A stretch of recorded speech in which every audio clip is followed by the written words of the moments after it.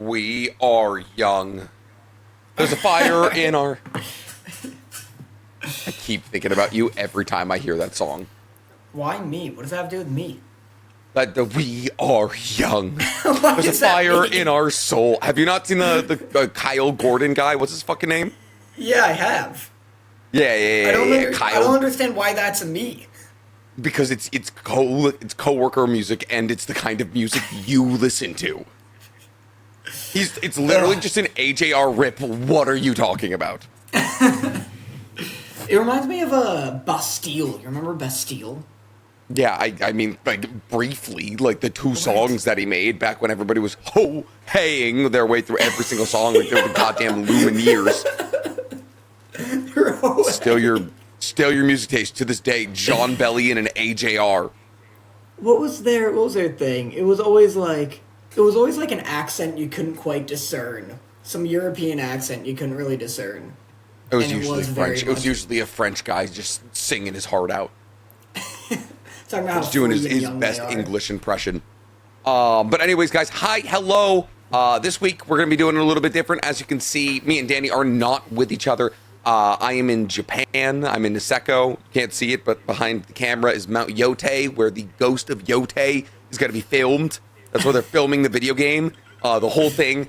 So I'm in Hokkaido, the northern island, Niseko. I'm skiing, not today, because the snow, well, I mean, the snow's not bad. It's better than it is anywhere else on Earth, but you get really picky about snow when you get here. And also, I'm massively hungover and still recovering from a back tattoo. So I'm taking the day off. And by taking the day off, I mean I'm working for 8 to 12 hours. And Daddy, oh God, is in San Francisco. Yeah, I heard you took that back tattoo like a whittle baby wimp. Do you want to talk like a about whittle it? baby, like a whittle baby boy, like a little baby bitch boy. Yeah, so for those of you who haven't heard, because I guess I really haven't posted all that much about it, actually, on account of the fact that I was like... Do you want to show off the tattoo? Why, you asked me to take my shirt off fucking a minute and a half into the podcast? Just do that. God, you are exhausted. You don't understand how much work it takes to get all the stuff. Now I gotta take my... I can't even hear you. Can't even hear you. Go stupid. I'm taking my shirt off in the middle of the stuff. Ow. Nick loves doing this. Nick takes any opportunity he can to show off his tattoos, and now I'm the bad guy for it. Nice, very cool. What do you want? We saw it. We see. What do you want? Put it away. Oh God. Don't act like it's my fault you're hungover and in a bad mood. I was texting you on the hour, every hour, all day yesterday, trying to get this done when I wasn't in San Francisco. Yes. I am in rest mode. We're in Carmel by the sea right now. Oh, you're not even in San Francisco. That's Not that's yet, an hour and a half. way. So, are you staying in Carmel by the Sea? Yeah. Really bold of you to drop that you're in the world's smallest town for the next foreseeable week. But yeah, I love that for you. You're like, we're in Carmel by the Sea, that one-by-one street-wide, like literal antique shop of a town. Yeah, it's like, you ever been to Slovang? It's Solvang? Slovang? No. What is Solvang? It's like a Smurf town, like 2 hours north of LA. You do the most just whimsical shit. And I can only imagine it's because you're dating an actual frog on a lily pad. Yeah, we went to Slovang? We went to Solvang a few months ago, and it's just a Smurf village, and it's like got windmills. It's got like 4 little windmills in the town. And you go, and there's a honey shop, and you just go and peruse different honeys from different countries. And spices, you trade in spice. You think What if is you this, go a into fucking a spice East shop... Indian company? Is the East Indian company like mining town? What's going on? Why are we trading in fucking pepper? Do you think if you go into a spice shop with your own spices, you can trade? I can't imagine you have spices that they don't. Also, when was the last time you were in a spice shop? What are you, a fucking Khajiit? I was just explaining the last time I was in a spice shop, you fucking nimrod. Yeah, in fucking Slovang. The one Slovang place that... Smurfsville. Yeah, the only fucking spice shop I go to is called Ralph's. They've got all the pepper and salt I could ever fucking need. I feel like that's a good... I hate prank content, but a fun prank type video would be to dress up like a wandering traveler, just full of spices to trade, finding spice shops to trade spices with. I'd give you an hour before you're arrested. Just like what if you're just like gesturing powders at people? Be like, oh, it's my own crushed salt. You're like, man, that is methamphetamine. That is just straight up crystal meth. That's fair. I do love that for you. I love the idea of just being like an Elden Ring fucking NPC sitting next to a fire outside of a Ralph's, being like, I have better prices. You're like, I can smell you from here, sir. I get arrested for starting the fire before I even make it into the shop. Yeah, you're just sparking flint outside of Ralph's. Like, you don't understand. I need to look whimsical. God damn it. Is there laws against whimsy in this fucking state? How long do you think you could spark flint next to a cop before he arrests you? I feel like that's that's not more of a fire department issue. Like, I'm just gonna get arrested by I'll get hauled off by fucking firefighters. I'll take that any day of the week, baby. Yeah. But anyways, yeah, so Danny's doing whimsy. I'm doing just general bad decisions. But yeah, no, so I've had my cold openings that I've had the week from hell. Yeah. Is this a safe space to be open about what my last week has been about, or should I keep all those emotions suppressed deep down? No, leak some of them. Leak some of my emotions, and then like bottle the rest up so I can like burst out in a violent rage in a couple of months. Okay, cool. Yeah. So this coffee's starting to kick in. I feel much better. So it is currently what? The 24th here, the 23rd there? It's the 24th here. Oh, okay. Is it late there? You keep telling me you're in the future. It's 8 p.m. It's not crazy. Oh, it's the 25th here. I am in the future. My computer is still on West Coast time. Anyways, so on the 17th and 18th of this February, like a week ago, I decided that it would be best for everyone, myself included, to get an entire back tattoo. And so the little backstory here is that Winnie the Drew, one of my closest buddies who lives out in Salt Lake City, he's a tattoo artist, absolute megastar tattoo artist. We met a couple of years ago when he wanted to do my Itachi thigh piece, then my Tengen thigh piece. And so originally he was like, hey, March 17th and the 18th, we're going to do this 2-day anesthesia back tattoo. And I was like, that sounds crazy. Let's do it. And somewhere in the conversation, our wires got crossed, and March turned to February. And I was like, well, I have a flight to Japan on the 19th. And I was like, so I'm going to get a full back tattoo the day before a trip to Japan. And I didn't want to fuck him over because he was talking about how incredibly difficult it was to find somebody to get this back tattoo. And I was like, okay, well, he's my buddy. Like, everyone's already got their tickets bought out to do this. Like, I don't want to fuck them over. It was like 2 weeks ahead of time. And I was like, all right, I'm a big boy. I'm going to get my back tattoo. It's going to be under anesthesia, so like I don't have to worry about it. I've done anesthesia. Like, I got my wisdom teeth out. Like, fucking, and I was totally fine. I woke up a half hour later in the car. I was chilling. I went to school the next day. Like, I didn't actually. I got like a week off school. But anyways. I thought you were still telling the back tattoo story. I thought you were like, and it was fine. And I went to class. I've been in a rolling and Hokkaido I leaked my blood and plasma all over a middle school. People got really weird about it for some reason. And so I then loaded up. I basically got done with my back tattoo on the 18th. Real quick, I love the idea. Do you remember Jeff Foxworthy's show, Are You Smarter Than a Fifth Grader? Of course, that's all I remember from Jeff Foxworthy, one of the 4 horsemen of the comedy apocalypse. Fucking Ron Black. Was it Ron Black? No, fuck. It was Larry the Cable Guy. Yeah, it was Larry the Cable Guy. He always had a cigar and whiskey while he was telling his comedy. I loved him. But yeah. But yes, why are we bringing up Are You Smarter Than a Fifth Grader? I just like the idea of him being like, you know, after years of challenging commoners to see if they're smarter than a fifth grader, I'm gonna put myself to a test. And, like, it zooms out and he's in front of a 5th grade school and he's like, I'm gonna go and take a midterm. And he gets, like, 3 steps in and they're like, so you have to leave. You can't. And he's like, just up in their faces, like, no, you don't. Just please, I'm allowed to be here. The kids, they want me here. You have no clearance. Like, you know how many fucking cameras I have? I'm the Jeff Foxworthy, bitch. I have to prove I'm smarter than these kids. Like, no, you don't. No, you don't, Give me sir, your dumbest. please. Give me your dumbest ones, please. I don't want the fucking AP students. I don't want any of these kids taking 7th grade classes. I'll take your 5 dumbest kids Round them up. Round up your dumbest and most backseaters. expendable kids. I want the ones chewing on the milk cartons in the back of the cafeteria here.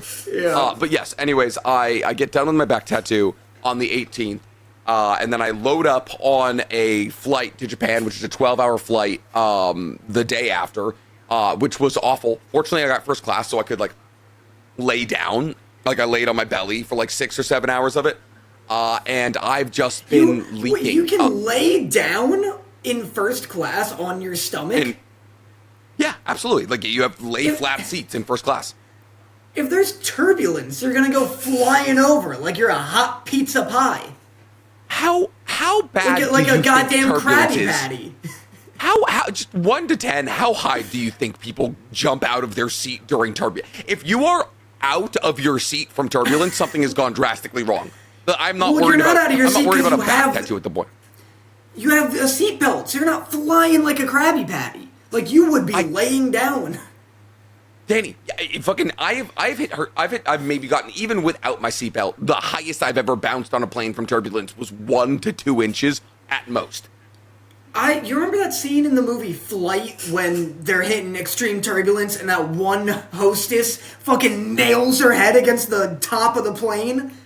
Yeah, You'll Danny, never I catch also me remember standing in on Flight, a plane after that.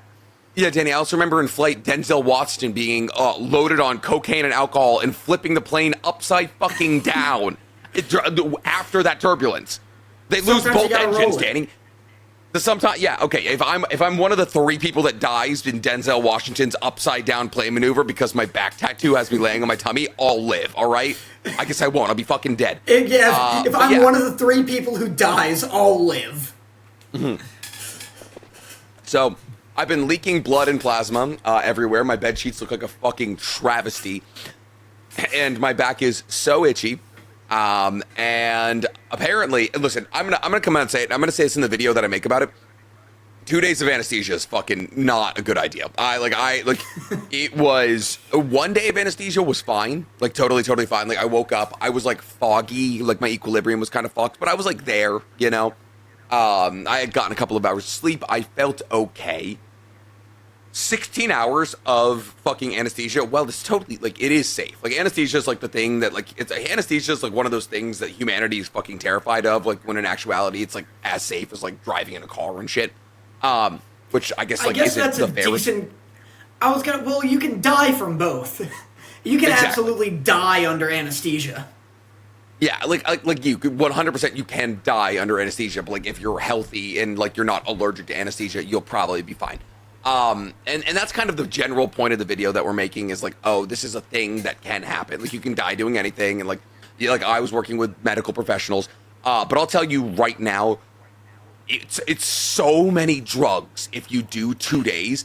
Like, I couldn't think straight for like 3 fucking days. Like, and it mostly because and not that like a lot of people that are listening to this are gonna like, not to be weird, but like have the disposable income to do a fucking 2-day anesthesia tattoo. It was supposed to be $70,000, and wow. So yeah, it was supposed to be. So I didn't pay that, obviously, but it was like it went. Obviously, to somebody, I brought a gun. I wasn't paying $70,000. It was real hard to keep it pointed at all 4 of them while also being fully unconscious.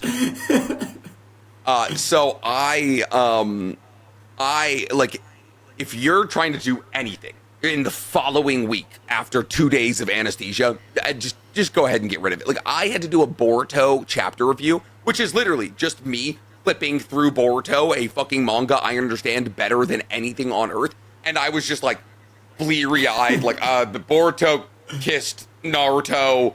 Oh, God, are those Hinata's nipples? Like, I had no idea what the fuck I was talking about. And I just started feeling normal like a day and a half ago. And I'm 7 days out. So if anybody out there is ever considering doing like an anesthesia tattoo, do 1 day at most. 2 days is just, it's too much. I was intubated. I had a fucking oxygen tube in my throat for 2 days. And I think they had a fucking hook on there or something. I mean, also, Nick smoked 8 cigarettes last night while drunk. But, there must have been a fucking hook on there because it hurts to swallow, and it has hurt to swallow for a fucking week. Yeah, your throat's not supposed to have, like, anything in it that doesn't get swallowed. Like when I had my booger transplant, my throat was hooked, and it's because they had me hooked up like the Lisan Al Gaib with like tubes going all through my entire system. I like the idea. I like that you're making this video that's like, hey, getting like if you have the disposable income, getting a tattoo while under anesthesia is absolutely a viable and safe thing to do if you're afraid of needles or like you don't want to undergo the pain. Like you could definitely do this. I like the idea of them doing this ad. First off, you look like Darth Vader getting turned into a cyborg in all the photos I've seen of you, because it's 4 people hovering over your unconscious corpse. And so it's I look like the Technicus Mechanus is like working on me. Yeah, you look like a fucking Warhammer victim with 4 different like pierced up, tattooed out like surgeons over you. And I like the idea of the video being like it's safe and efficient. All you have to do is relinquish the calf tithe, and it like cuts to your calf, and they just like cut up a sliver of it and like fondue it and eat it. Just while you're doing it, it's like you don't even notice. If you were unconscious. Yeah. I'm telling you right now, if I could have not gone through the brain fog and equilibrium shit that I've been dealing with for the last week, and all it would take is like to go through one of the less bad saw traps, I would have done it. Like I absolutely would have. I would have like you know that one where they have to. Are you about to do a video about how worth it is? I'm not saying it's not worth it. Like I am. This is also going to sound douchey, but like I'm very quick-witted. Like I like to be very present in conversations. I like to listen a lot. I like to like feed comedy back to people while they're talking to me. I was vegetative for like 3 days. Like it didn't help that I got on a fucking plane. I got 4 hours of sleep 2 nights in a row. I then flew to Japan. I was out with my friends in Japan. I was in a completely different time zone. And so like my healing process has been much more difficult. So like if anybody was ever to do this kind of thing, I was like, hey, take a week off. Take a week off and like literally just chill. But yeah, no. So like I am going to talk about like how like I'm more going to talk about how safe it is more than anything. I want people to be as generally aware of like what the process is like. I'm not going to sit there and be like, oh wow, like there was no problems with this whatsoever. There was no qualms. Like yeah, I didn't feel the tattoo, but like the healing process is still the same. Like my back still hurts. My back is still crusty. I still have to wash it. I still have to like that part's still there. And then like you kind of like trade the pain of the needles for like, oh, like you're gonna feel like shit for 3 or 4 days afterwards. Yeah. I like the message being like safe and not worth it.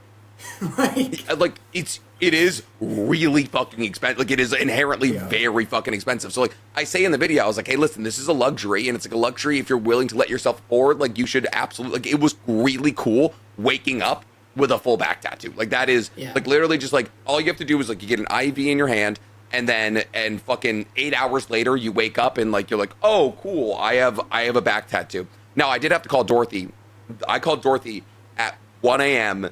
on the night of the 17th to the 18th, because the idea was that they get done with my back tattoo, and then I go to the airport, fly to LAX because I have a 10 a.m. flight to Japan all by myself. I called Dorothy. I'm like, I couldn't microwave a Hot Pocket right now. Like I need you here. And so Dorothy, God bless her fucking soul, got the next flight to Salt Lake City, and came out and I'm sorry, I'm literally sweating actual dick and balls right now. I'm so new. So Dorothy, bless her literal spirit, like got a flight to Salt Lake City the next day. Was in Salt Lake City for like 6 hours, and then flew me home, took care of me, washed my back and everything. And I keep telling people this story, and I'm really trying to find a punchline, but I think I just want to talk about how much I love my wife. Like that's literally it. Like I think it's just like I every time I get to this part of the story, and it's just like it was this weird thing. And this is once again just Nick not doing comedy for like 30 seconds. I never thought I would have a person in my life who I could like call up and be like, hey, like, I fly to the fucking Mormon capital of the world, 2 hours away from your home, find somebody to watch the dogs and come take care of me because I decided to make a YouTube video about anesthesia tattoos. And she just fucking did it. And I literally cried on the way home because I was like, I'd never felt as loved as I was in that moment. It was cool. It was really, really cool. And so shout out to Dorothy specifically. I mean, and everybody else who was involved. if it makes you feel better, if for whatever reason, like God forbid, genuinely, God forbid, if it doesn't work out with you and Dorothy, or like something were to ever happen to Dorothy, and like it's just you, you won't have that person anymore. I would never do something like that for you. I wouldn't even destine to call you. You'd be like, oh, no. I would do that, but like, I got this call tomorrow with it's a small little voice acting team.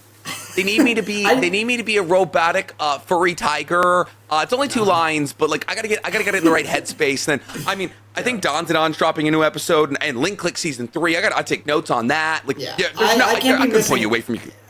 No, I can't be missing Link Click for you. I'd be pissed that you called. I'd be like, I don't know what's happened to you, but like I hope it's bad, and I hope it takes a long time to get through.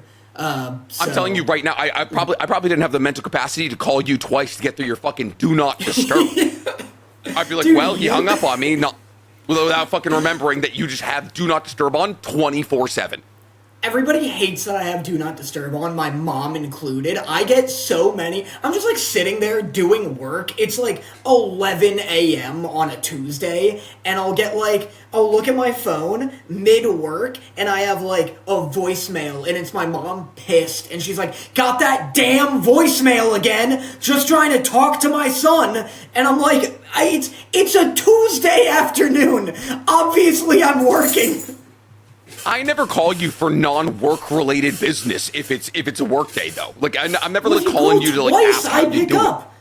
If you call twice, I pick up. And then also sometimes you've incentivized me to not pick up because you will leave really long and elaborate, funny voicemails where you're like, Danny, SEAL Team 6 is right behind my door.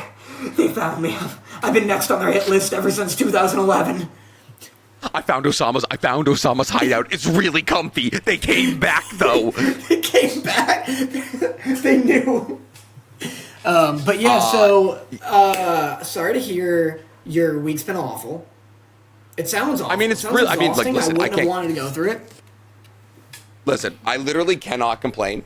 Look at this. Look at how mobile I am right now. This is fucking incredible. Look at me move. Look at me moving. Hold up. Quick fit check. Yeah. I stole these pants from my 5-star hotel in Tokyo. I got a complaint though. I got a complaint last night from one of my buddies, and he was like, "I can see your penis," and I was like, "Hey man, you know what? That's part of the experience." So that's just listen. I'm cooking breakfast for everyone. You're gonna have to look. That's just the way it works. That's tough. But yeah, no, were you not wearing underwear? Fuck no. I'm on vacation. That'll do it. Yeah, I didn't realize how visible you are with no underwear in like any form of sweatpants. Sarah's been like a good reminder of that. I'll be just like in my kitchen, no underwear, sweatpants, and she's like, Danny, I can see literally every detail. And I'm like, I'm glad I haven't talked to anybody today. I was just about to go to the gym. You know every detail. She knows what she's looking for. She knows the exact lines, curvatures, and bulbous shapes that she's trying to find. All right, but yeah, is this why they wouldn't let me leave Jamba Juice? Is this why they said wait for security? Is this why the Jamba Juice employee slapped my dick and said boy yo yo yoing? I thought you had really good intuition. I want to put out a video. I want to put out a video titled "Getting boyo-yoinged at the Jamba Juice," as if that's just like a trend going around. As if that's a trend going around. I love just like getting boyo-yoinged. I like the thumbnail's just like, I'm a victim. People I was a victim of a flash mob, of a very sexually aggressive flash mob. I don't know what I would do. I don't know if I would do it. 7 people just came up to me, started dancing and slapping my dick around in public. I think I just have to take it. You know, at a certain point, you just eat that loss. And like, my max is 3. If 3 people did it, I'd still call the police. After the 4th, I'm like, I deserve this. I don't know why, but like, clearly I've done something to deserve this. I got a boy yoinkable cock. What can I say? They just out here hitting me with that boy yoink. All right, well, we probably should talk about anime. So obviously, me and Danny didn't do a podcast last week. Me and Danny have been having a lot of scheduling issues. But we have 2 episodes of Invincible to talk about, 1 episode of Sakamoto Days, and 2 episodes of Soul Leveling. Also, so much news. So much news. An outrageous amount of news. So And should we tight open news. with? I guess we'll get to the news with time here. Some of our friends might get their jobs back. So that's good maybe. Who? What? No. Oh, I see. Not I see. Yeah. I Some of our Maybe. listen. Yeah, I mean I don't know, though. cons me no longer. Some of our friends are pretty out of the loop, it seems, with all projects that should put them in the loop. That's incredibly fair. Like, oh yeah, let's maybe use the existing incredibly prolific cast of actors. Whatever. We'll get to the Avatar: The Last Airbender news. You want to talk about Invincible first? Because we've been texting about it all morning. Sure. Yeah, you've been texting some inflammatory shit, because I do not agree with... Here's the thing, let me preface with this, too. The Invincible discourse right now is so goddamn weird and annoying. It reminds me of the JJK situation that I went through, because I'm always ahead of the curve. I'm always angry about something at the wrong time to be angry about it. Because Season 2 of Invincible, the animation was, like, it felt like the budget was halved from Season 1. Because Season 1, like, had some, like, stilted stuff. There was some, like, JPEGs getting dragged across the screen. There was a lot of, like, CGI background elements. But there was enough to make up for it. Like, the fights were great, and when they had to pop off, they popped off. Like, the budget was clearly being allocated smartly. And then Season 2, on top of just, like, narratively being boring, because, like, the comic material in that section is boring, was, like, there was no moment where I was like, oh, most of the animation is stiff, but, like, this fight is why. Like, this fight makes up for it. Like, Season 2 was really tough. I really lost my faith in Invincible in Season 2. And I would make it was videos like about genuinely. it. I mean, I didn't want to watch Season 3. I was like, oh, like when I heard Season 3 was coming back, I was like, oh, I don't want to watch it. No. Yeah, you were like, I remember Stank was like, Invincible came out, and you're like, do we have to watch this? Because Season 2's a big lull. I mean, and thank God we did, because it is genuinely, I'd say, probably the best thing we're watching this season. Yeah. That's true. I would agree with that. But so anyway, it's up there with Soul Leveling. Yeah, just to wrap up the thought though, but now, and so I made videos about it, and everyone was like on my ass about it and being like, oh, like, you just want to complain about stuff, it looks great, this and that. Season 3's out. I have literally no complaints about the animation. It's the best, most consistent looking season in the whole show so far. And I'm seeing all these videos of people ragging on the animation. And I'm like, where were you when the animation was actually suffering? Because now it's consistent. There's a movement. And like, but Nick texts me like an hour ago. What do you say? Is the bar movement, Danny? That's all I've ever wanted. If the bar is movement, we are asking so entirely too little from a show that just gave Mr. Beast, or from a fucking studio that just gave Mr. Beast $150 million to break people's legs with drop boxes. All right, oh my God, I hate how it looks. It's so fucking ugly. It's so ugly. This is so out of nowhere. Nick was like, why is this episode look weird? And I'm like, what do you mean? This episode's no different, no worse. Like, why right now? Are you just pissed? Are you just pissed randomly? I might just listen. I am hungover and I am tired and my back hurts. But I was watching episode 5, which I think everyone was saying was a filler episode. Is it from? Is that in the comic? Episode 5 was with the dragon. I'm pretty sure it happens. I remember. But there's, like, filler stuff in the comic. Like, there is a lot of just kind of, like, padding out the world and, like, you know, the point of an episode like this is to, like, reestablish Titan and be like, oh, what's he doing? And, like, show that the world is, like, evolving. Yeah. I thought that the episode was really good. Like, so we're talking about episode 4 and episode 5 of season 3 of Invincible. And so there's a couple of things that we do want to talk about. Like, just like from a general perspective. Listen, yes, I'd say this season looks and operates better as an animated series than season 2. 100%. Season 2 was horrifically ugly. Like, it's like, it was ugly, it wasn't animated, everyone was like, there was JPEGs, they were making jokes about like, oh, if you pan out, you don't have to animate anything. Like, and then there was like breaks and all that, like in the animation, like we're getting episodes, like 2 episodes at a time, and then like, oh, we'll be back in a couple of months. And I was like, just take your time and finish the fucking season. Like, I don't need a half-baked product if we're already getting a month between like each episode here. So my issue isn't that like, oh, this episode, like, oh, the season looks so much better. It's just, it's so, like, the show is just so ugly to me. Like, what do you mean? The Since art style. When? I just, everyone's hair is one block. Everyone's hair is one block, and like they just like when they pan out, and the movement to me feels choppy whenever they're doing anything that's not fighting. I don't know, man. Like, I might just be grumpy. I really could. And I'm coming at this in a way that isn't necessarily, like, indicative of how I feel about Invincible, because, like I said, I'm enjoying the season. It's a really cool story. I love a lot of the characters. But, like, I just, like, there's times where I look at it and I'm like, oh, I hate how everyone looks. Mark has a cool design. I don't love Eve's design. I like Cecil's design, but I like Rex's design as well. But like, there's just characters who I don't enjoy the design of, and like while these last 2 episodes like had really cool character building moments with Oliver and Eve and all that, like as I'm watching it, I'm like, oh, I just wish this didn't look like it was a children's animated TV show from 2008. It's got a Nickelodeon budget. It's got a Nickelodeon animation budget.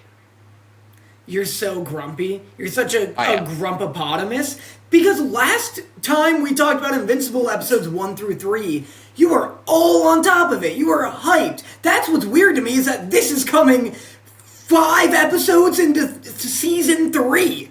I think it was literally just, there were certain moments in episode 5 where it was like when Eve was walking with the warden, like the prison warden or something like that. And it was just like they started so far away, it felt choppy. Like I just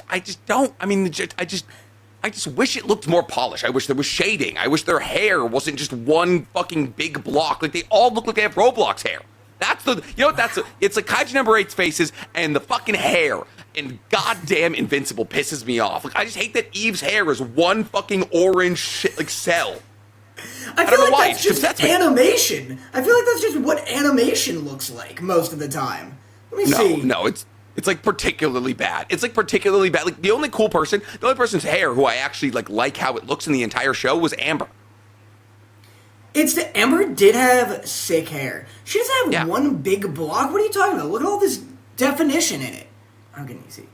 Oh my god! Is that helping? I'm getting fucking flashbanged here. Look at that. That is the most definition they've ever given her hair ever. That's what she looks like. Hold on. That's not what she looks like most of the time. Anyways, yes, I'm being a grumpopotamus.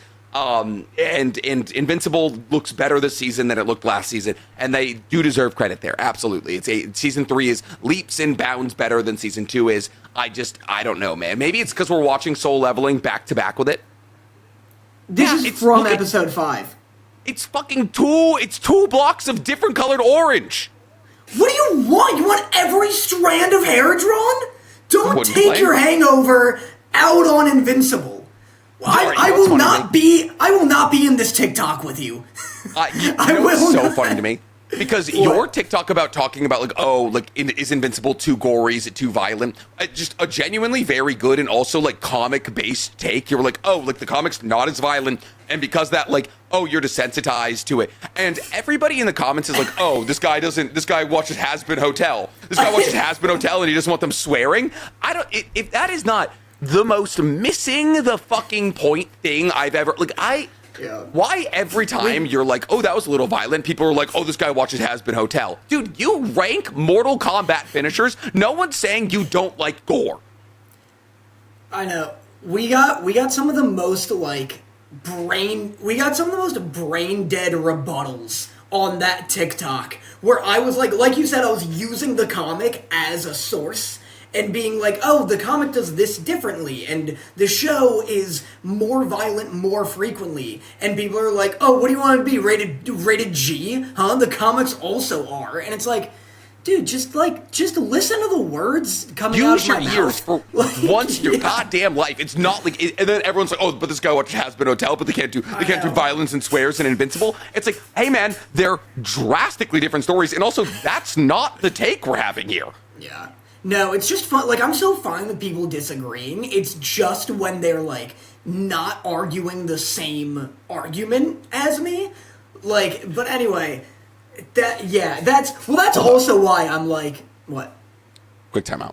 Anyways, back to Invincible. Well, that's why I'm like, you're taking this stance, this hard stance, that it's ugly and stuff, and I'm like, you know what? I'm not going down in this fire with you. I am not dying on that hill with you, brother. So when they make this stupid TikTok of you saying these stupid points, I need them to put me in disagreeing with you.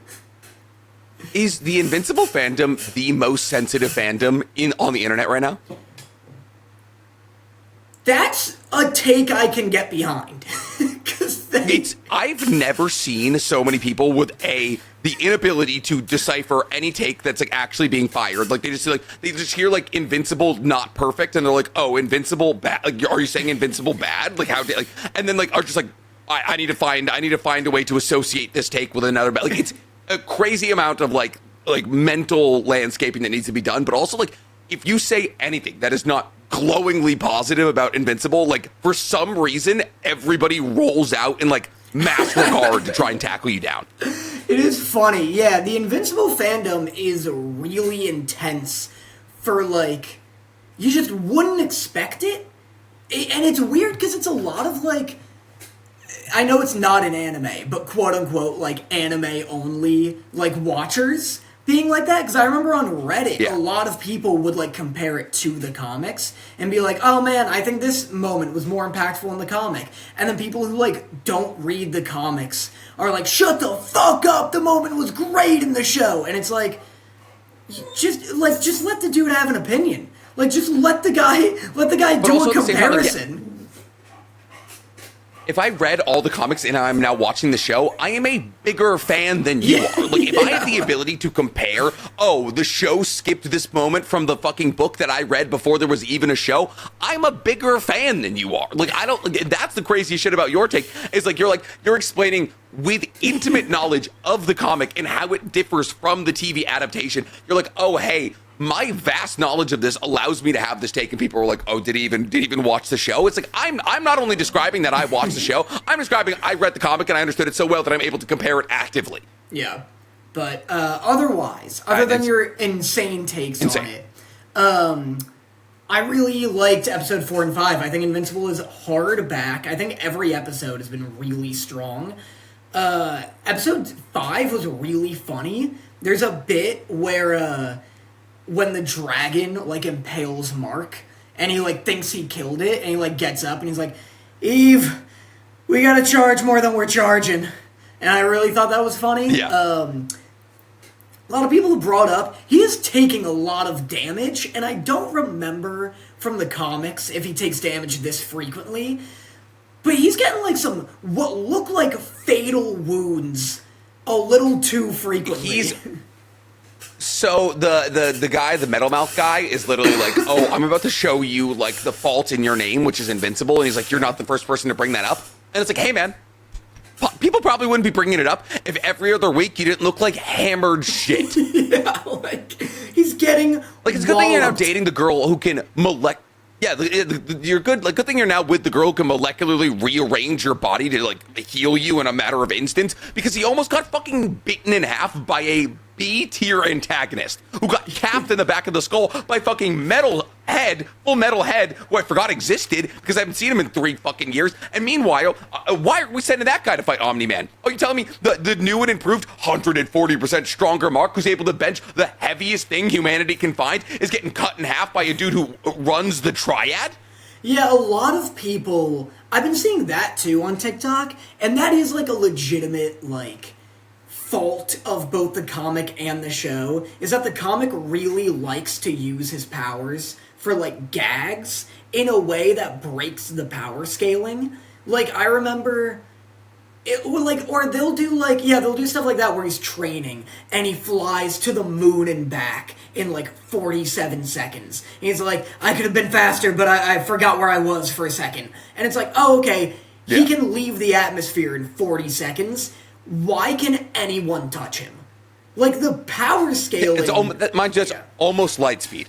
Yeah, the power scaling is busted to, like, a frustrating degree. You really have to, like, turn your brain off and be like, oh, I guess this villain's punching him right now. You know? Like, and people are like, oh, well, he's holding back. And it's like, you can hold back and not get your ass handed to you. Like, if he can move at near light speed, hold back, but don't get hit. Like, don't let these guys fucking wallop you. Meanwhile, like, his durability is, like, so incredibly, like, fucking, what was his name? Not Ironhide. Titan? Titan's fighting against this dragon, right? Titan's, like, using his armor ability, which we haven't seen in, like, 2 seasons, and he's tanking these chomps from the fucking, I forget his name, but Metal Mouth. He's tanking these chomps, and he survives his gigantic fall, and he coordinates his whole plan to, like, trick everybody, which was really cool, by the way. I love Titan as a character. I'm so happy to see him back. I love that the entire community has changed. I love that everyone's, like, bending a knee to him kind of thing. But, like, he's tanking these chomps from the same enemy, and that one chomp almost cuts Mark in half. Like, you're not invincible. You're not even as strong as the fucking leader of the village. Yeah, his name should be pretty strong. Like, pretty strong and fast. It should be, like, lightly vincible. Yeah, it should be vincible. Yeah, like maybe like a bulletproof, whose entire idea is like kind of the same thing. Like, he's also kind of strong and also can kind of fly. Like, I've never seen him get chopped in half. Yeah, his name should be first name Vince, last name Ibble. And that's his superhero name. No, but that's literally what I was talking about with my take that everyone tore into, is that there's, like, it's not that the show's too violent, it's that, like, he doesn't feel invincible in the way that he did in the comic. Like, they're really giving him a beating a lot more frequently, and so then when he takes a substantial beating, it doesn't feel as crazy, because it's like, oh, well, the dragon just, like, gave him 2 mortal wounds. Like, now when he goes and fights, like, another Viltrumite or something, it's gonna be like, oh, well, like, he's always getting his ass kicked. Like, this is fine. Yeah. Like, I don't get, like, why that guy, like, I get that he's, like, a crime syndicate leader and, like, and therefore obviously would have no incentive to, like, I ever fight for the good of humanity, but they're just busting out the fact that this guy controls an extra-dimensional dragon that's, like, somehow in his dude that also survived, like, a 300-foot fall with only, like, a sprained shoulder. I love Ionic, or whatever his name is, Ion, or something like that. That dude's sick. But anyways, like, this guy is currently the strongest Isotope. He's, like, one of the strongest antagonists we've ever seen in all of Invincible, and he's just, like, ripping through this prison, and I was like, my god, this should have been plan number 1. I get that they're trying to get Titan to bend the knee. Yeah. But, like... Yeah, just be a dragon it's kind of aggravating. Yeah, I agree. Like, this is a weirdly, like, S-tier villain just out of nowhere. Like, the prison couldn't do anything. Literally nothing. No one in the Guardians of the Globe... Mark couldn't do anything. Yeah. No, I agree. I also felt that, where I was like, just always be a dragon? Like, why do you need a crew? Is it just like how we hire editors? Like, we could edit, but, like, we just prefer not to? He just, like, wants free time, so he's not always doing it himself?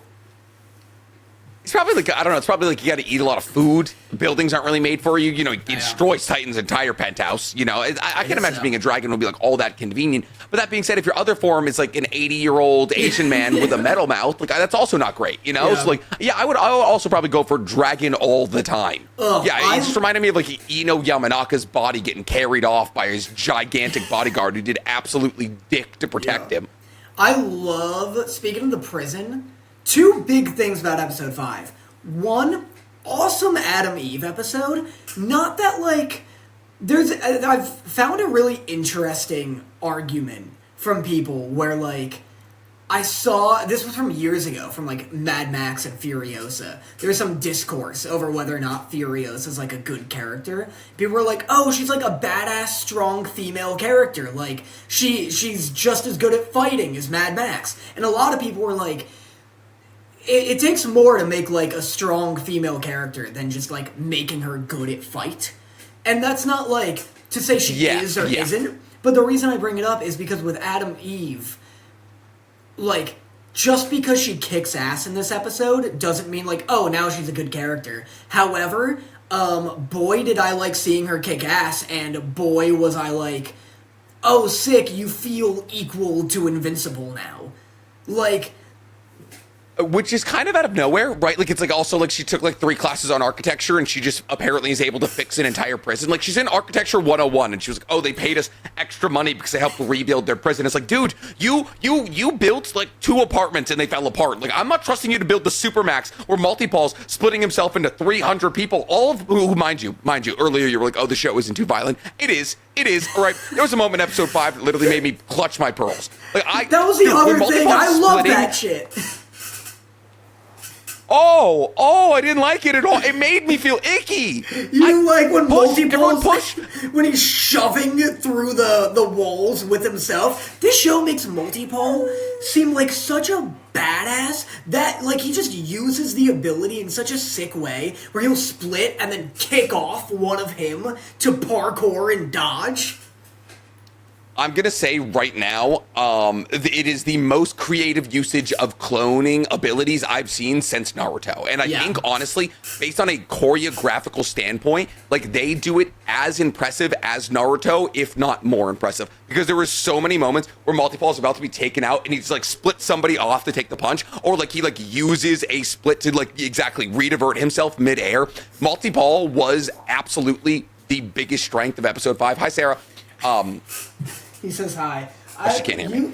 You ducking made it seem like you were doing that bit where you pretend to walk downstairs. No, I agree. Like, it was an outrageously clever use of his power. I do agree, too, with the Adam Eve thing, where, like, her being... I don't know, she just came in, like, 10 times more competent than, like, ever. Not that she wasn't competent before, but this was just, like, a real... Like, she was, like, on top. She, like, stole the show from Invincible. And it's interesting that she does that after taking, like, 2 years off of being a superhero. Like, she shows up and she's like... Yeah, her power is just Fortnite, though. She does have a Fortnite power. Her power has always annoyed me in the comics just because it's too anything. Like, it's a very... Like, anytime... I've seen TikToks about this, too, where she's like... yeah, like, we can't afford an apartment in downtown. And it's like, make $1 billion. Make $1 billion in your hand. And I get that she's like... She turned an entire apple into 24 karat gold. And I was like, that you can't even conceptualize how much money that would be. That is a lifetime amount of money. Yeah. Well, and she said, like, oh, I don't want to, like, break the economy. But, like... You don't have to break... There's, like, such an easy medium between breaking the economy and affording an apartment. Like, just make enough to move out. Like, that's okay. You're a superhero. You should be getting, like, paid anyway. But, like, so yeah, her power... I get that they don't want to do it the easy way. Like, they're like, oh, I don't want to do it the easy way. I don't want to... I want to work for what I have and all that. And it's like, I get that. That's absolutely fair. But, like, Mark is like, oh, I guess I have to go fight this supernatural dragon to fix his penitentiary and not get paid for it, or, like, be a private contractor kind of thing. Like, there is absolutely a happy medium between, whoopsie, I made $1 quadrillion, and, oh, I can now afford a studio apartment in downtown. Yeah. No, exactly. Her power is just too vague and powerful to me. She's like a little bit like Green Lantern if he could make his constructs permanent. Like, I kind of wish he was just the Green Lantern, because, then you get into, like, well, just cheat. Just start doing cheat code stuff. It was cool. In Season 2, one of the best moments of Season 2 was she's like, oh, I'll just build an apartment or something like that for people. Like, these people lost their homes, and she, like, built an apartment.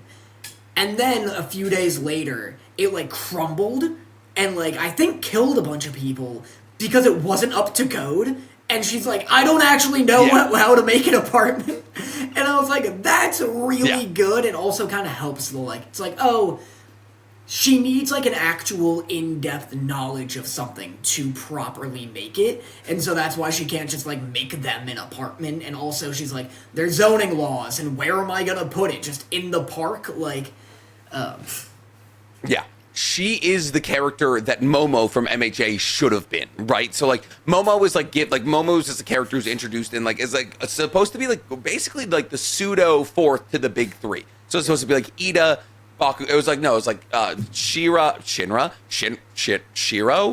fucking Fire and Ice. Oh, Shoto. Shoto. It was supposed to be Shoto, Bakugo, Deku, right? And then like Ida kind of became like their pseudo fourth, and then Tokuyami. Like in the beginning, like Momo was absolutely set up to be like one of the most important characters from Class 1A, and she gets lost with time. But like that's like Adam Eve's ability and her abilities fundamentally work almost the exact same. Like anything that they understand molecularly, they can make. The only difference is, it's actually even hardly a difference, is that Momo has to like apply to the law of equivalent exchange, right? So she has to use fat and turn that into like things like that. Now, does that fucking do they use that rule at all? No. Eventually, she's making fucking rail guns, and she still weighs 106 pounds. Like there's no law of equivalent exchange by the end of the manga, and that's what I've realized. Kind of another thing that kind of makes me upset about Invincible is that there's just no equivalent exchange. Like fucking Multi-Ball can just make hundreds of himself, and like that is insanely broken. Why? Like, of course he's an assassin. Why wouldn't he be? It's kind of... Invincible's a little like... I don't know, this comparison will be dumb because you and everyone will prove me wrong.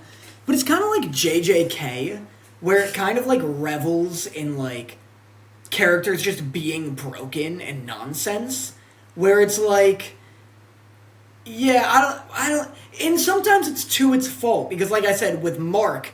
It's not that fun to, like, power scale him, because the show's, like, so inconsistent with it, and the comic's so inconsistent with it. So it's tough to be like, oh, well, he's this strong. And it's like, well, a dragon that's not that fast, like, just tore through him. So how fast and strong is he? Yeah. But other times it's like... And with Adam Eve, it'll also get annoying. She's gonna do some real annoying stuff in the future. But other times it's like... Okay. I don't know, I like the idea that Multi-Pole is, like...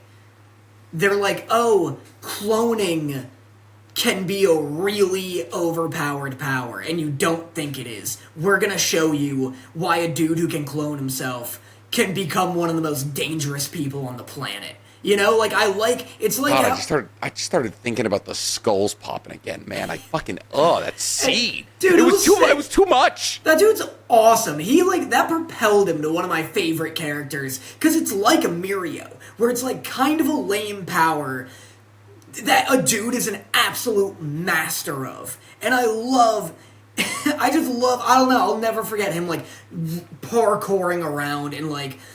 Someone shoots at him, and he just, like, jumps out of his body, and the original one takes the hit. And it's so cold, because they're all sentient. Like, they're all screaming when they're being crushed against each other. So, anyway. Dude, he's just farming out hundreds of himself to die, which is kind of exactly what Naruto does, because they're also sentient and also can feel pain. Like, all of his shadow clones are sentient and can feel pain. Yes, and all of the memories of those deaths do technically go to Naruto, which is crazy. I thought they died the second they get hit with contact. Like, they poof the second they get hit. They do, but they still feel pain. Damn, okay.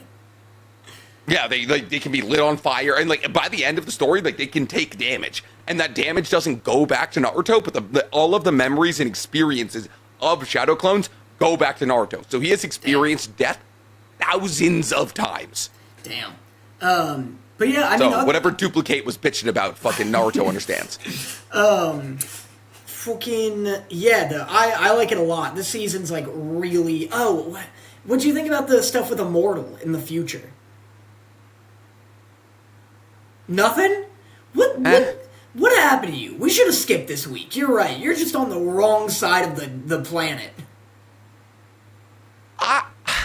It just felt like it came out of nowhere, and it was like done and dusted in like a half hour. Like I said, I really enjoyed episode 5. Like the plot of episode 5 was cool. Duplipal was sick. Or Duplipal, but Multi-Paul was sick. Duplipal's not bad. And like I said, Adam Eve had Duplipal, of course.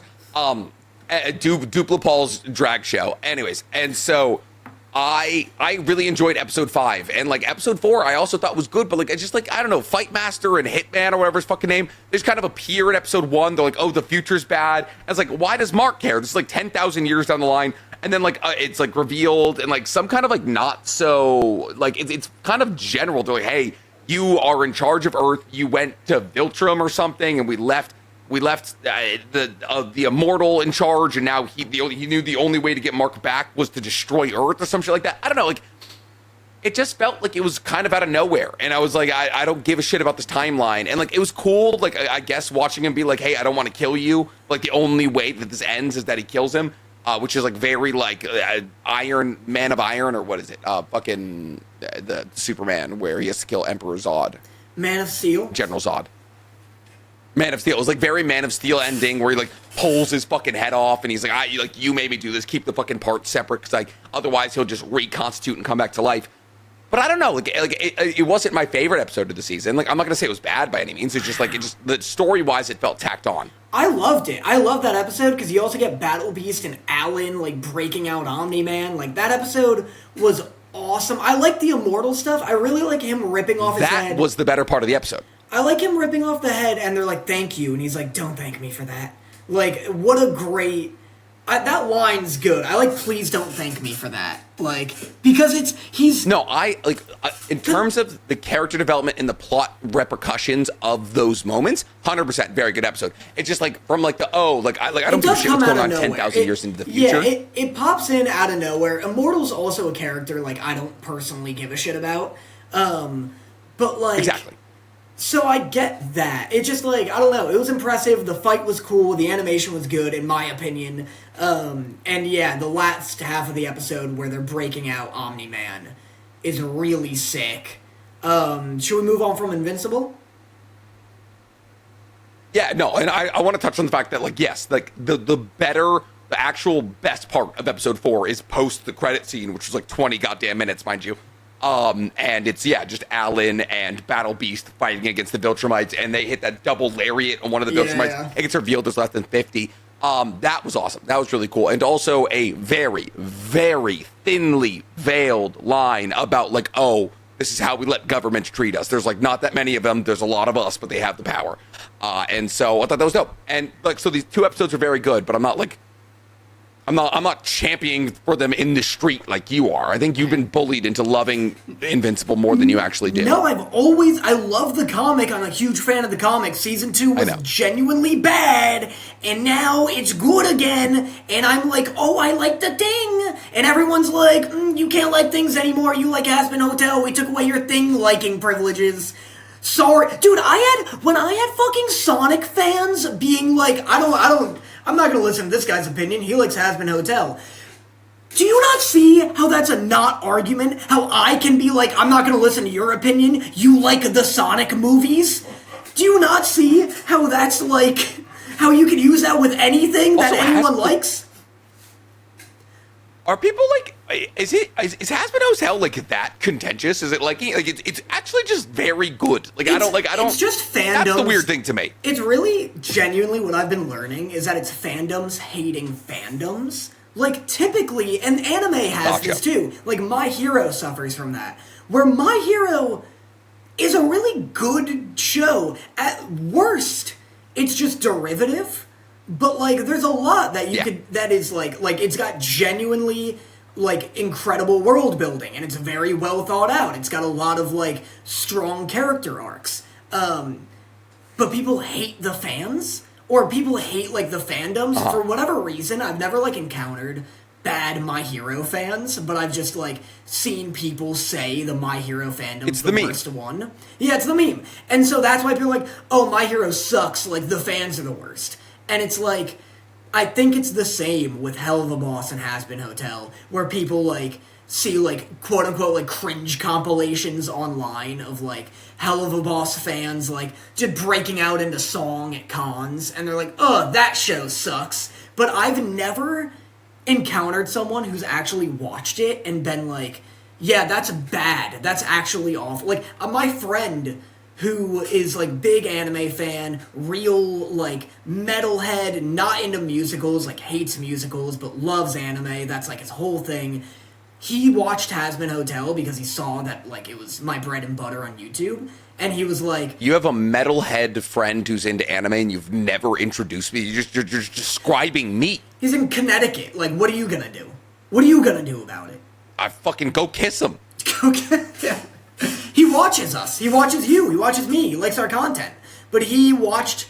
Mwah. Nice. He watched Hasbin Hotel and Hell of a Boss because he saw that it was so big on my channel. And he was like, Yeah, look, I hate to admit it, but like I fucking love this thing. It's great. It's just catchy, it's just funny, and so it's like not that like I'm like, oh, it's a perfect show, it's S tier, it's the best thing I've ever seen. It's not the best thing I've ever seen, but it's like at worst No. boring, you know? Like it's just I think It's people at just worst don't like good. the fans. Yeah, I agree. that's It's crazy. at worst I guess it's good. I guess I understand that. Like, I not that I'm in the same camp where, like, I definitely have never interacted with a Has-Been Hotel, like, cosplayer or fan and been like, oh, wow, cringe weirdo. Yeah. But there's a lot of them at cons and shit. Maybe that's it. Maybe it's just because there's so many of them at cons, and it's also furry adjacent, and God knows the furry community. It's a lot of, like, undue flack, I find. I feel like it just makes people uncomfortable, and therefore they vent about it. Anyways. You want to talk about Soul Leveling? Yeah, I got notes. We're talking about episode... Oh, you got notes? You want to know what my first note was? What? So we're talking about what? Episode 19 and 20, right? Yeah, yep. My first note was, damn, I hate actors too. Give me some context here? So episode 19 opens with, like, this actor being kind of introduced out of nowhere, and he's like, I'm going to be a hunter, and then Jinwoo just mogs him because the entire show is dedicated to Jinwoo aura farming for no goddamn reason. Right. And they introduce this guy, and he's like, oh, I'm going to become a hunter, and I'm going to be an A-ranked hunter who acts, and it's going to get me over my controversy. And I was like, wow, that is actually very accurate. I do love a job change to get over a fucking recent controversy. But, like, and so, like, they introduced this character for, like, all of 30 seconds to kind of just be like, oh, fuck actors, kind of. Like, it's wild. Like, it was wild. That is funny. Speaking of you being, like, it's just Jinwoo aura farming for some reason, I've been seeing so many videos. I haven't watched them, but I've seen, like, the titles and thumbnails. So many people being, like, solo leveling, why it just works. Or, like... I've seen people be like, why the power fantasy genre sucks, and then the thumbnail is like, except you solo leveling, and it's like, I don't know if I've ever agreed with the sentiment so hard in that solo leveling just works, and I have no further evidence. I'm sure the videos have evidence, but like, it just works is a great tagline for solo leveling. Because the power like fantasy genre does fucking suck. Like it does genuinely suck. I think it's the inherent, well, like, one, the fact that it's very well it's very well voice acted. It looks good. Yeah. And also Jinwoo's not a fucking weirdo. Like that, I think that's the biggest thing. Yeah, that helps the power fantasy genre always comes with an MC who's just a fucking weirdo. Yeah. And like it's like I think Jinwoo is like written by, like, it's usually just like an incel's wet dream is what I call the power fantasy genre. I'm talking about reincarnated as a demon king. I'm talking about I don't know, any of those honest boldy gold fucking Sword Art Online is kind of a, but like he's not, the thing is, like, Sword Art Online doesn't necessarily fall into like incel power, like because like Kirito isn't unpopular in the real world. Like Kirito isn't like, oh, people aren't like, oh, boo Kirito. Like he's just kind of like, he just like likes video games. Right. Like that's his whole thing. But like the power fantasy genre does suck ass, but like the inherent kind of silliness of soul leveling mixed with the fact that it looks really good and the fact that Jinwoo is like inherently kind of likable is, I think, why like this one works. Jinwoo being a legitimately cool guy does so much for him, because it's like, that's why I bring up Sword Art Online. It's because Kirito is like, you know, he's doing his whole like, I'm not a beta tester or a cheater, I'm a beater, and like just doing stuff where he's like asterisk, like, you know, nothing personal kid levels of cool, which is to say not actually cool. Yeah, like, and like Jinwoo's tips just, fedora, yeah, he's like tipping his smirks. fedora kind of cool. Yeah, but Jinwoo is just like a chill guy doing his own thing, and people will be like, oh, whole show is just people being like, Jinwoo, a moment, and he goes, no, and then leaves, and it's like, alright, like, he's just got his own motivations, he's just doing his own shit, like, and he's not a dick about it, he's just like, I'm doing my own thing, I don't really have the time, but I'm not gonna be, like, rude about it. he doesn't fuck anybody over. Like he doesn't like he's not like trying to like like there's no real like romance. There's not like he doesn't have like some fucking slave that he purchased and then eventually romances like in Shield Hero. Like it's just like he has no bad intentions really. He's just trying to save his mother. Like it's a very pure-hearted intention, a pure story that falls into a very silly, very tropey power fantasy genre. But like that's not even like that's not the worst part about it. I have a note that says, so at one point he's trying to buy daggers. He's trying to buy stuff at a store. And the guy goes, if you can shatter this glass, you can have the items for free. And I just wrote, I like your style, old man. And like, I love that store policy. I wrote, what kind of deal is break our shit? I love that store policy. There used to be this thing going around on TikTok, which was like, it was a bulletproof glass like advertising scheme. Yeah. They put $1 million inside of a bullet, and they're like, if you can break this glass, you can get the $1 million. And it was like people like punching it, like trying to get like sticks to break into it, all that. I do love the idea of him just fucking robbing them blind, and he'd be like, I'm ruined. That glass was so expensive, and I'm ruined. I love a store being like, yeah, this is $40, or you can challenge me in something of your choosing. Like, I don't need a barter system to come back, but I want, like, a challenge of strength, wit, or skill system in our economy, where I can go to Walmart and be like, hey, how much is that TV? And they're like, $2,000. I'm like, $2,000? They're like, yeah, it's $2,000, or if you can follow these seashells, you can have it for free. Like... That would be great, except for the fact that you are the worst rock paper scissors player I've ever interacted with. So I don't think you want to be taking these games of chance. Not in 4-way rock paper scissors. I'm not. The more appendages we get, the better I get. Unfortunately, taking your shoes and socks off inside of a Walmart to challenge an employee to a toe-based game may not exactly get you the TV you want, friend. And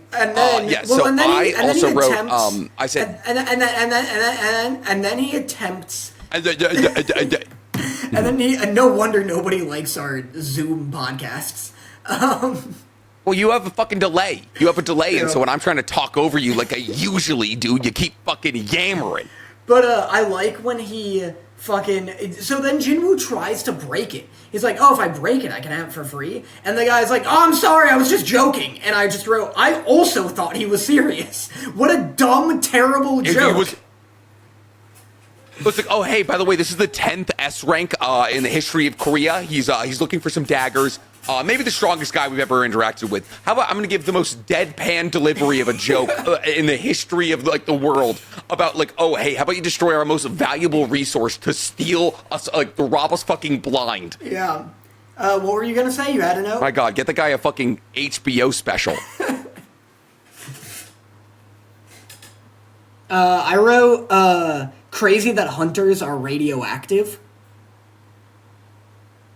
Oh, yeah, that was fucking crazy. Like, Jinho, like, having a falling out with his father just for his father to realize that Jinho was killing him, his D-ranked son, mind you, his fucking D-ranked son. His son is almost as weak as it literally gets. And his dad, who's being a dick to everybody, is just taking fucking 2d6 chemical damage every time they have a conversation. 2d6 chemical damage. Yeah, he's just like slowly getting cancer, like Jinwoo's Dr. Manhattan from The Watchmen. Like, it's crazy. And then they blame him. He's like, I don't have the resistances to love my son. And it's like, hey, like we should figure out the root cause of this. Like, people can't be walking around as like human cancer machines. Well, it's only if your magical power is so incredibly low that you don't have resistances, Dan, all right? It's evolution, okay? That's like being like, it's fucking Darwinism. Yeah, it's like you deserve magic cancer. You should have better white T cells. That's incredibly fair. I also wrote that this is just becoming the Chimera Ant arc. Yeah, I wrote, oh fuck, new ant just dropped. Island. Yeah, this is literally just going to slowly but surely become the Chimera Ant arc. It's just giant ants eating people. I don't know why that's so pervasive. I don't know why that keeps happening. It's probably because, like, ants are, like, so incredibly strong, like, based off, like, how... So, like, if they...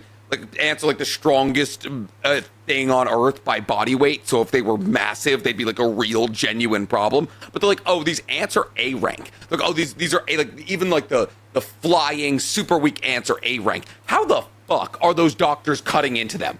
I love the conversation where they're like, if these ants get any better, we're all fucked. It's like, if these ants learn to fly farther, then we're done. And it's like, what a terrifying existential threat to be like, there's an island of ants that may bring us to extinction. Mm-hmm. And, oh, by the way, now they have fucking wings. Yeah. That is a real goddamn issue. This season has kind of just been all building up towards the Jeju Island arc, which I'm now excited that we're actually finally starting to get to here. But there's so many moments in this. This is more episode 5 or 20 than it is episode 19. There's so many moments now with like the fact that this is a Korean story usually told in Korean that are so funny now that the entire story's in fucking Japanese. Like the Japan's #1 hunter coming over to like Korea and then having a translator explain in Japanese to these Japanese speaking Koreans, like, oh, he needs a translator as he speaks Japanese. It was like, it's just like, I don't know. At a certain point, if it's all going to be in Japanese, just cut the translator. It's so illusion breaking to me. Like, it makes me think about it. I was like, oh, you're explaining in Japanese what he's saying in Japanese to Japanese speaking Koreans. Yeah, it's very funny. I mean, just say there's a universal language or something, or just say all hunters know 18 languages. I don't know. Fucking change it. So much has already been changed.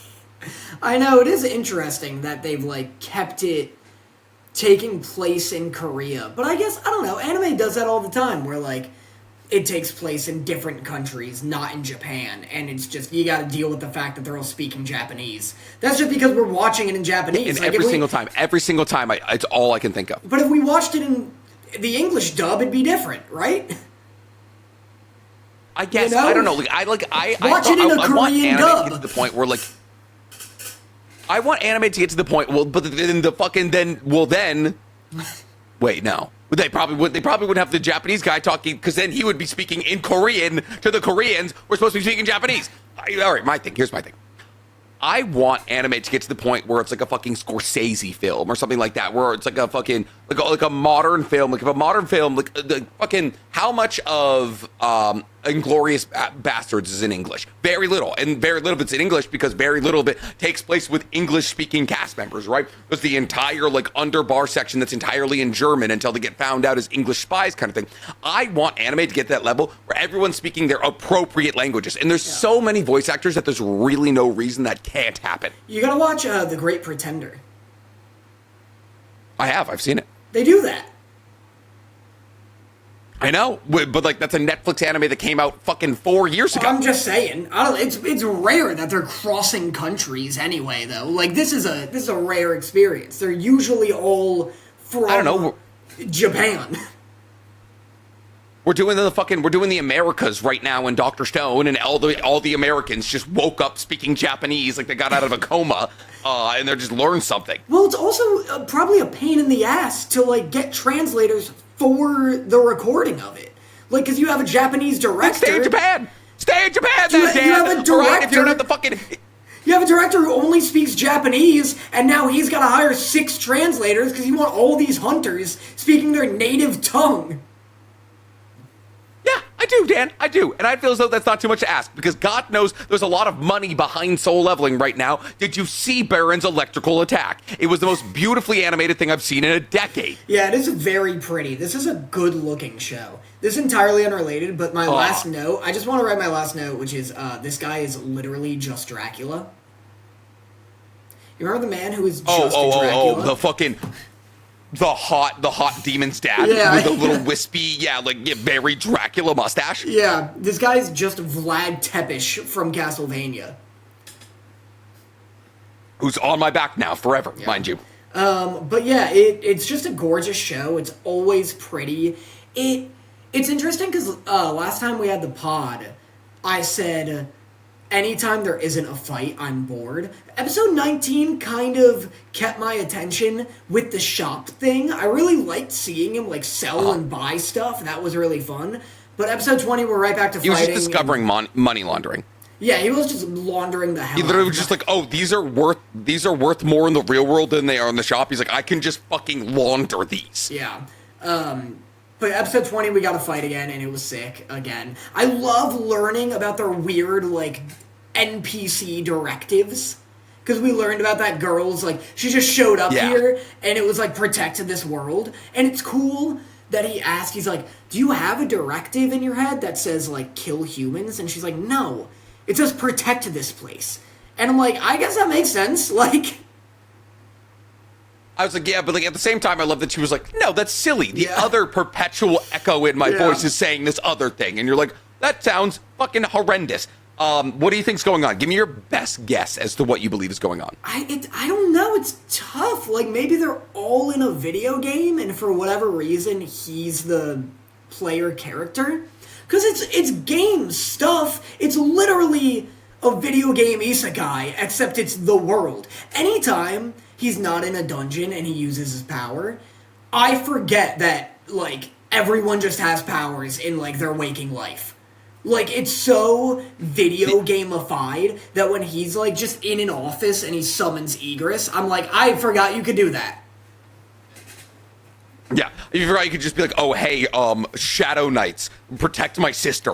I was like, oh, yeah, I don't know if your sister wants to wake up to see red high orcs being like, you're safe. Like, I'm good. I just can't believe there isn't more crime all the time. Like, how isn't this a My Hero world, considering everyone has insane powers?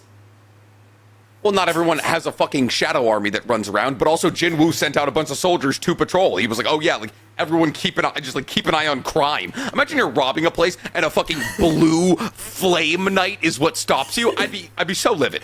Yeah, you just break in a Target and ghosts like kick you out.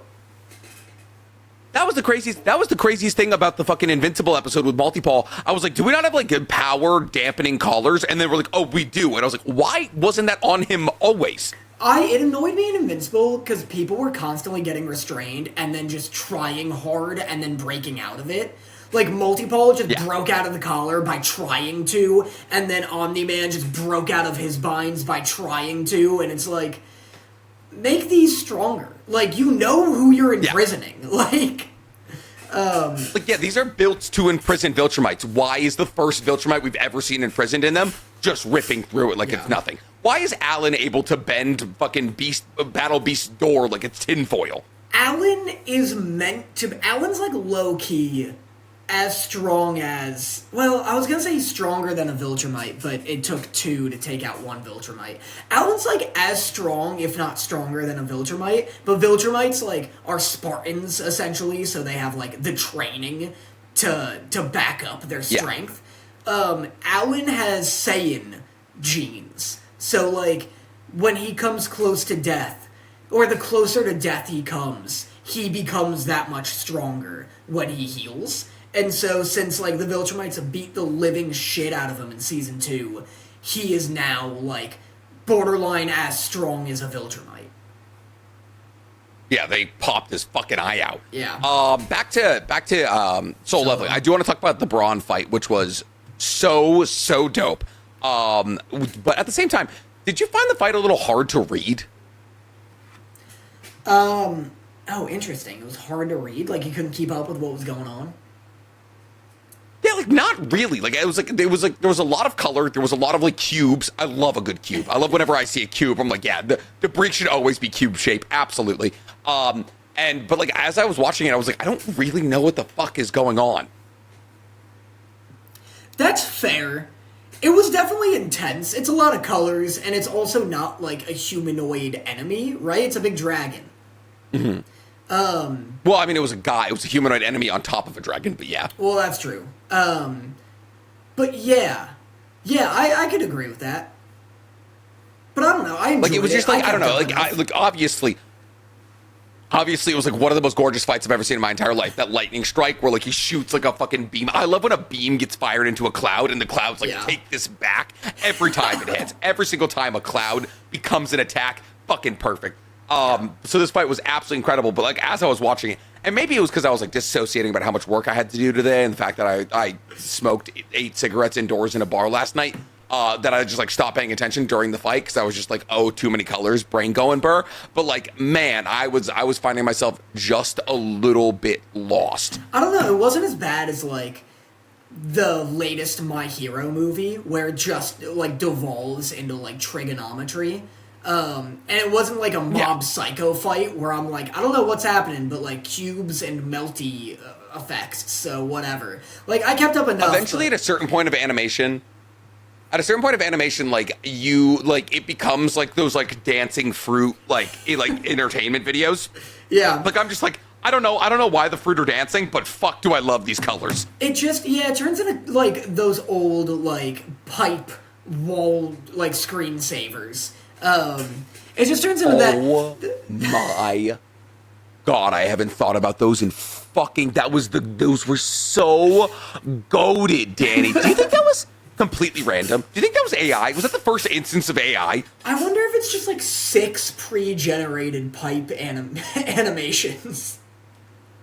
I feel like that's entirely kind of like intense computationally for a fucking screensaver, does it not? No, that's true. But no, the most recent My Hero movie had a fight where, like, had just a kick where Deku turns into a ball and then he turns into, like, 6 trapezoids, like, in an ethereal dimension. And Sarah was with me in the theater and she leans over and she's like, is this his power? And I'm like, this is kind of nonsense. Don't worry about this. Like, I was like, don't try and fucking track along here. Yeah, she was like, is this his power? And I was like, this is a kick.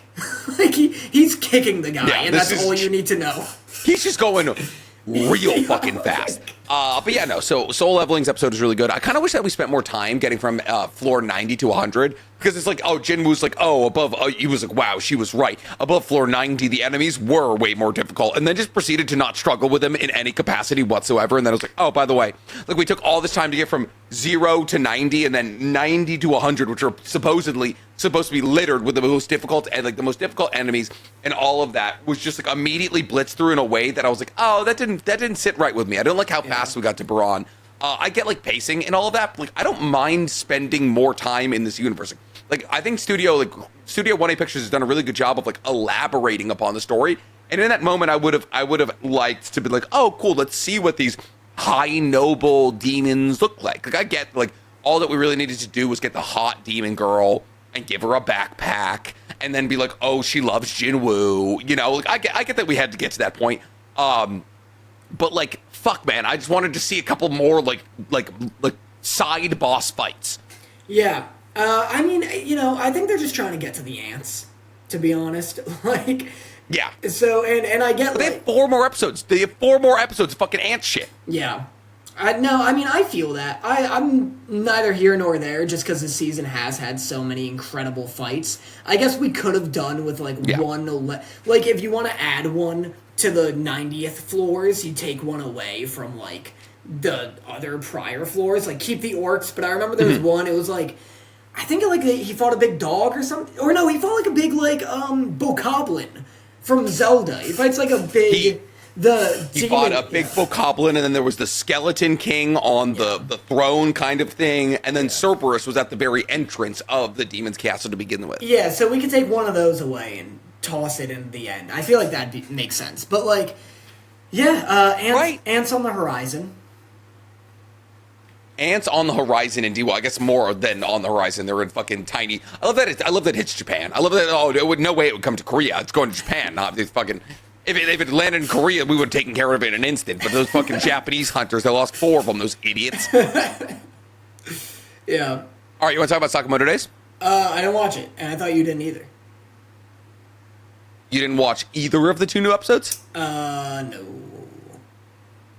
You didn't watch the Pisuke episode? I don't know what Pisuke is.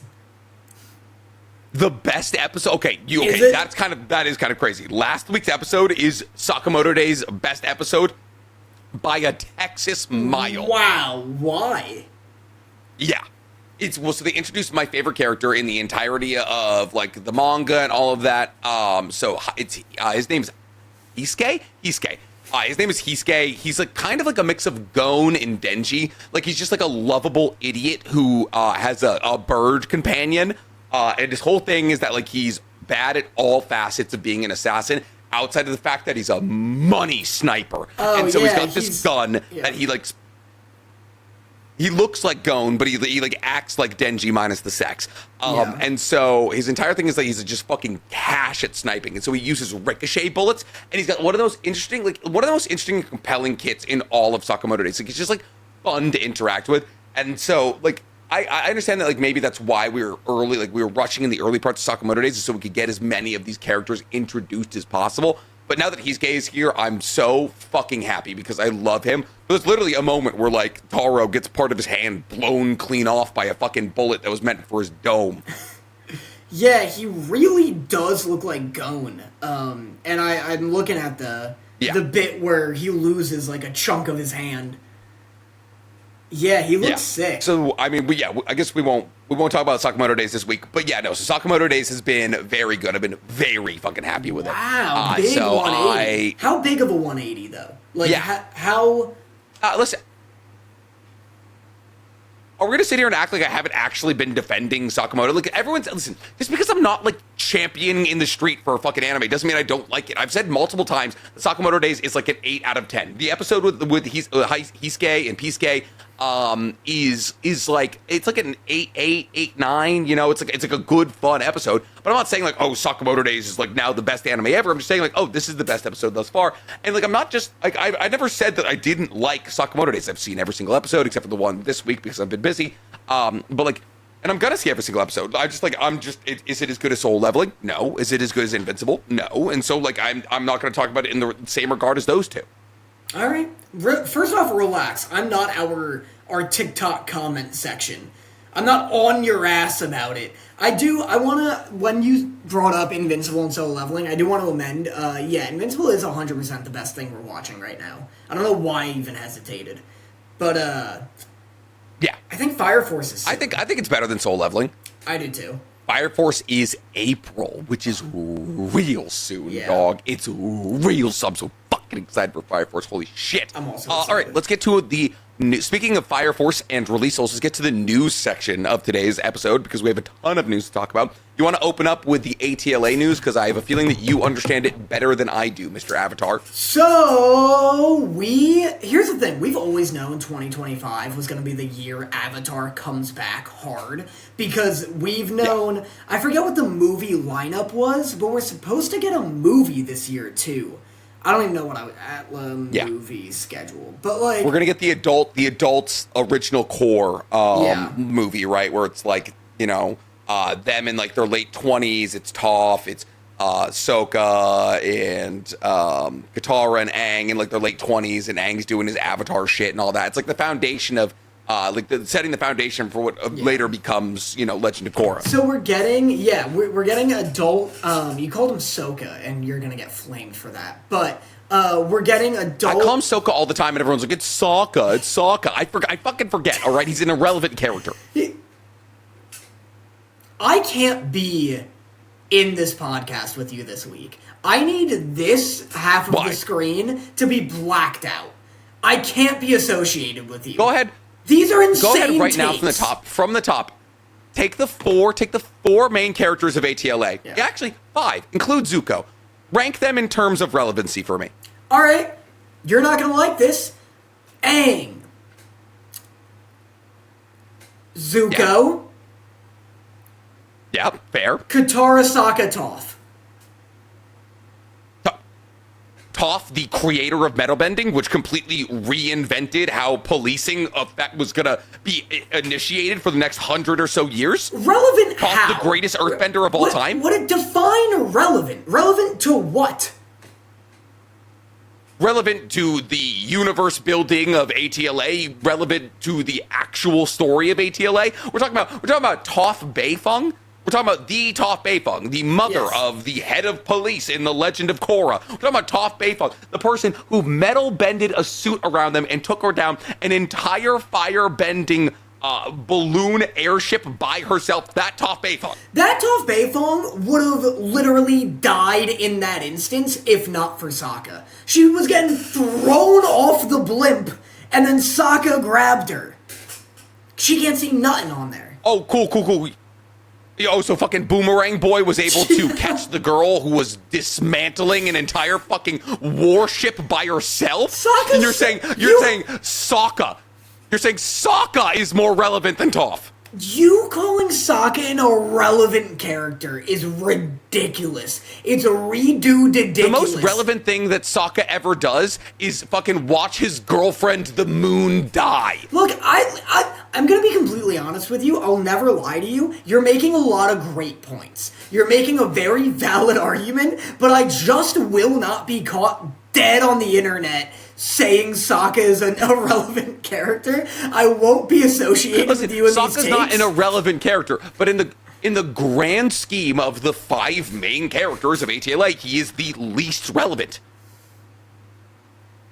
Sokka and Appa have a similar story footprint. You know what the worst part is? You know what the worst part is? I think Appa probably has more because they wouldn't have been able to accomplish any of it without him. Because he is such an integral ride. There's an entire arc where sandbending is introduced because Appa gets stolen. If Sokka got stolen, I don't think they'd go look. It is tough because if you saying that Appa's more relevant is not inaccurate, because I don't know if they'd have evaded the Fire Nation for as long as they did without such a killer ride. If that ice cube that Aang fell into wasn't big enough for his only left flying bison, not only would the world have looked massively different for the continuance of the air nomad tribe in a post-Aang world, but also, yeah, they would have just got his ass. Yeah. Yes.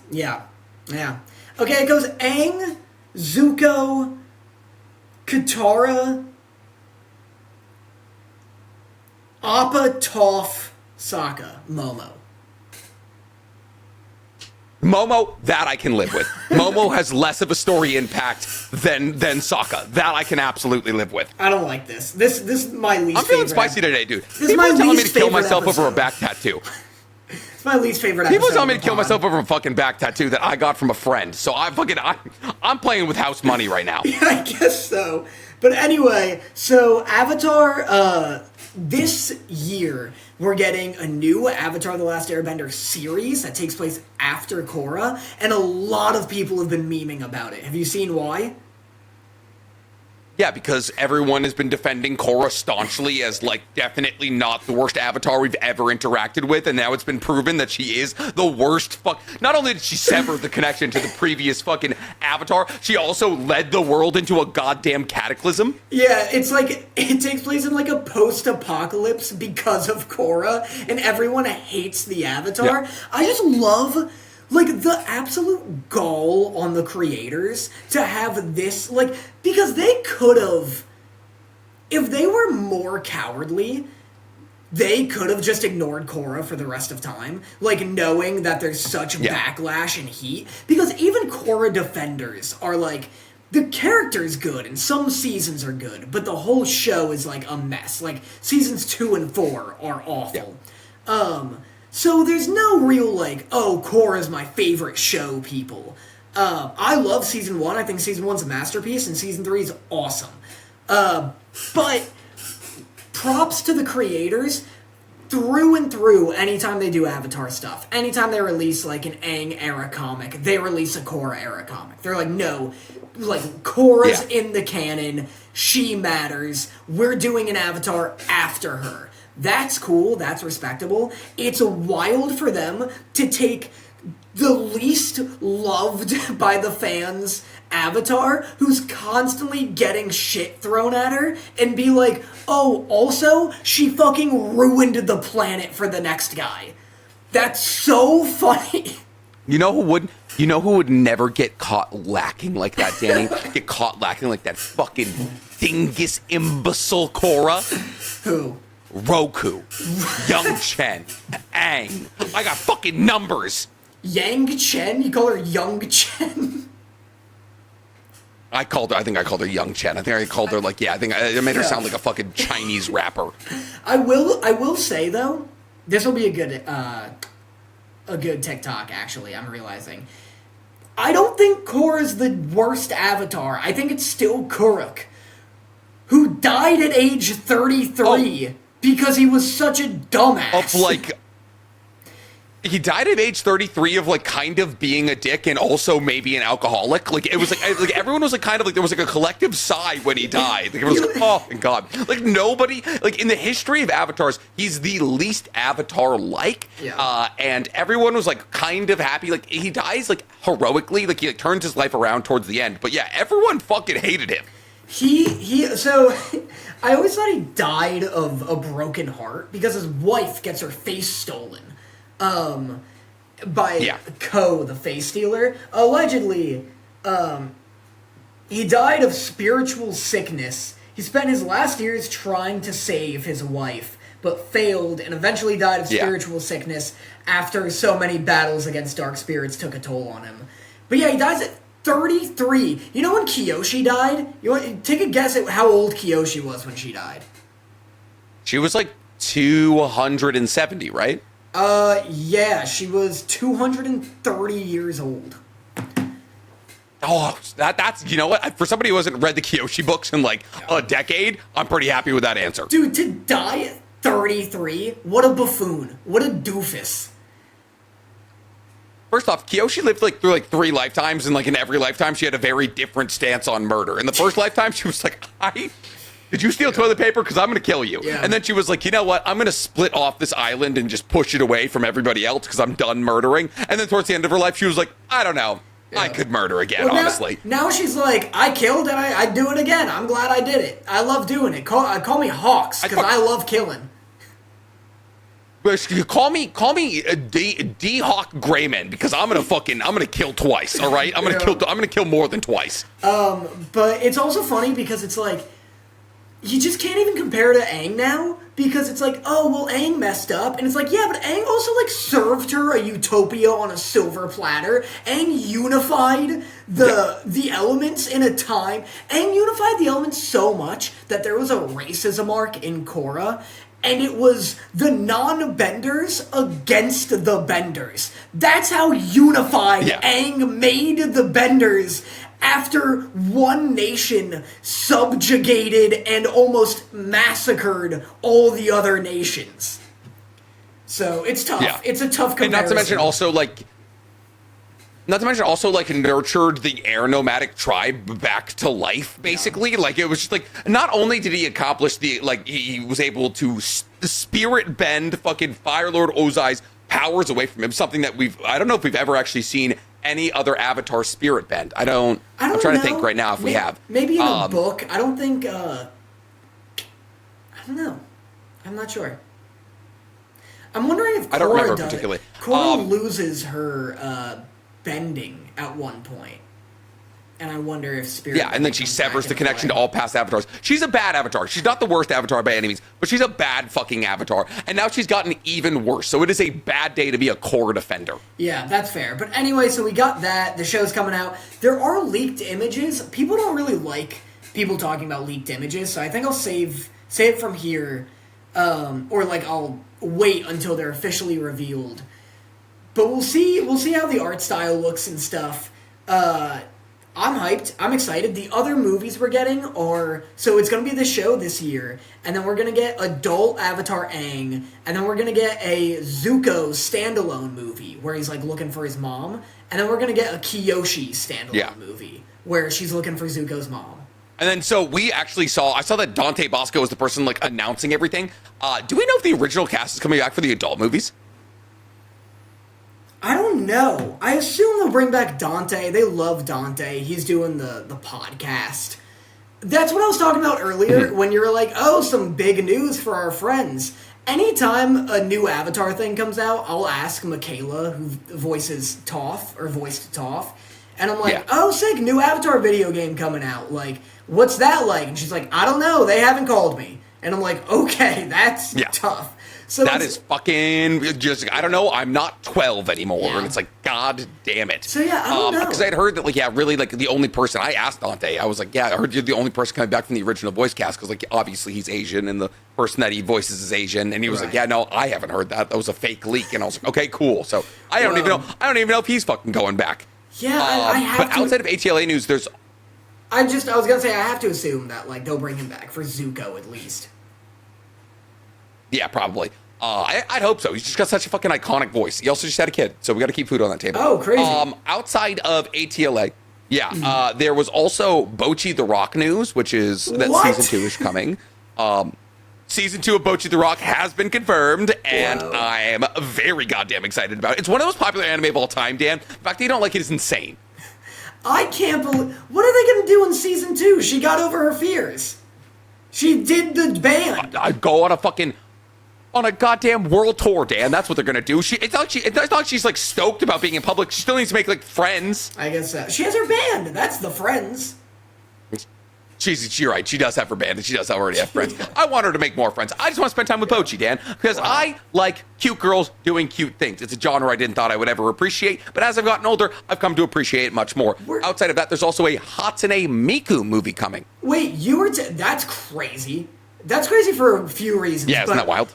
Were you... No, I think Daniel was telling me that cute girls doing cute things is, like, literally the name of an anime genre. Yeah, no, I was telling you this. Were you?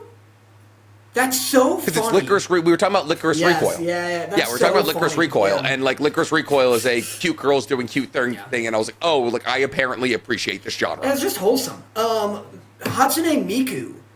It's crazy she's getting a show, but also crazy it's taken this long. Because isn't she, like, a gigantic phenomenon? She is, but also I want you to explain to me what you believe Hatsune Miku is. She's like does a dance, right? She's like a 3D animated. She's like Gorillaz, the band. She's like a 3D animated girl who puts on concerts. She's like a VTuber if they put on concerts. Okay. So, do you think Hatsune Miku is a person? I did. So, do you think Hatsune Miku is a VTuber? Like, there's a person behind the face of Hatsune Miku? Yeah. Nope. Hatsune Miku is a software. What are you talking about? What do you mean? Hatsune Miku is what is known in Japan as a Vocaloid. She is a software package that basically you can type, kind of like AI, not AI, but like you can like make people, like Hatsune Miku does not make her own music. Other people write music and plug it into the Hatsune Miku Vocaloid, and then that Vocaloid sings that music for them. So whenever you see Hatsune Miku performing, that might be getting mapped out by somebody, but like her art, obviously, she's got the fucking blue hair, all of that. Like everyone knows what Hatsune Miku looks like.